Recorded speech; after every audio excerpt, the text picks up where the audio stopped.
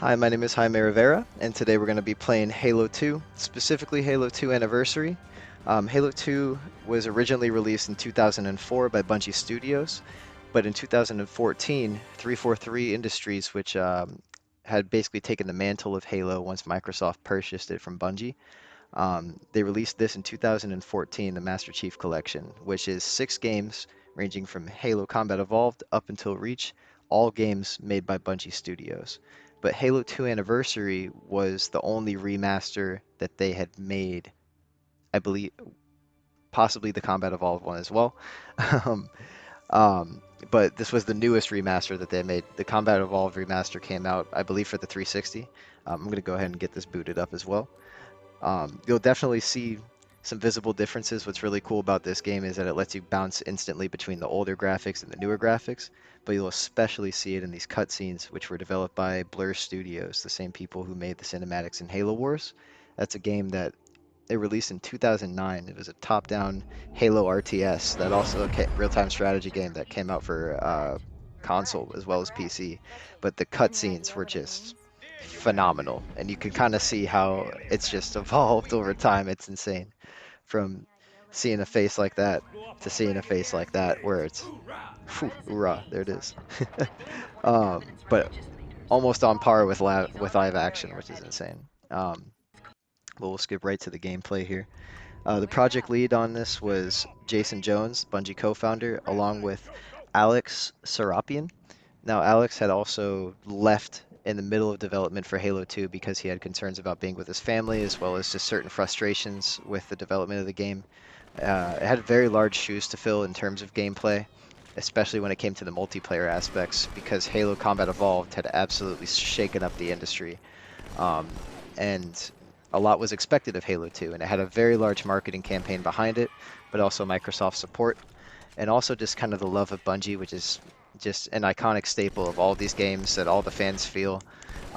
It definitely pays a lot. It has a lot of similarities to arena-style shooters of its time, kind of like Quake, just in kind of the boatiness of the player movement. There's no sprint button. It's just kind of moving around, you know. What I believe the first, if not one of the few first FPSs to include dual wielding, which was a big part of the marketing for this game. And I remember as a kid booting it up for the first time and just being absolutely freaking mind blown. Um, but alongside this came the kind of the main push for Xbox Live, which in the first 3 weeks of this game's release, there were over 900,000 subscriptions to Xbox Live just to play this game, over 28 million online concurrent players. And it was also forward compatible, so you were able to play this on the 360 on Xbox Live as well, which is pretty crazy. The audio was composed by Martin O'Donnell. It's an iconic score. That intro guitar riff, just I will remember it until I die. um, but the lead designer on the game was Jamie Grismer, and as I was saying before, it has that original arena style shooter feel to it. Except in later games, they do add power ups. There's um, starting in Halo Combat Evolved still, but definitely expanded upon in this game was the addition of vehicles to multiplayer combat, a huge variety of different game modes, the ability to do custom games as well. There was a lot of room for players to have fun with their friends, and that was kind of the ultimate goal of it, was kind of a simple FPS party game is kind of how the designers were describing it, but also it just had this depth to it, especially in campaign and story, because they had experience making a story before, not only with Halo Combat Evolved, but with I believe it was called the Marathon series, which is an older series I never had the chance to play, but is definitely referenced a lot. And Bungie is kind of all about its references, from smaller player innuendos and stuff to things that developers have said and done over time, which Jason Jones himself said Halo 2 is a lot like Halo 1, going 130 miles an hour through a hospital zone, being chased by helicopters and ninjas, and the ninjas are also on fire. Which that's just the kind of, and that led to a flaming ninja like skull emblem being in the game up until now, until today. It's kind of iconic staples like that you just kind of see respect paid through the series. Even there's a small kind of like satire series called Red versus Blue, which is referenced in later games.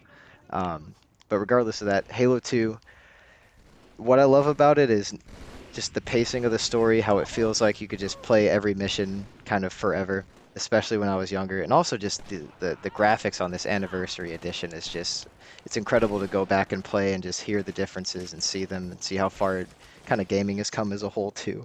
Um, the original version of it actually was very, very ambitious, as I was saying before, and they wanted to add more vehicles, such as a Mongoose, which is an ATV that wasn't actually released until Halo 3, and also different variations on the Warthog, which is kind of the human ATV, or not ATV, sorry, human like main transportation vehicle with a turret on the back type of deal. Um, but to this day, there's over 100 million hours played concurrently on this. Um, I don't know if that's including, if that's just the original release or if that's including Halo Master Chief Collection, but regardless, thanks for watching and have a great night.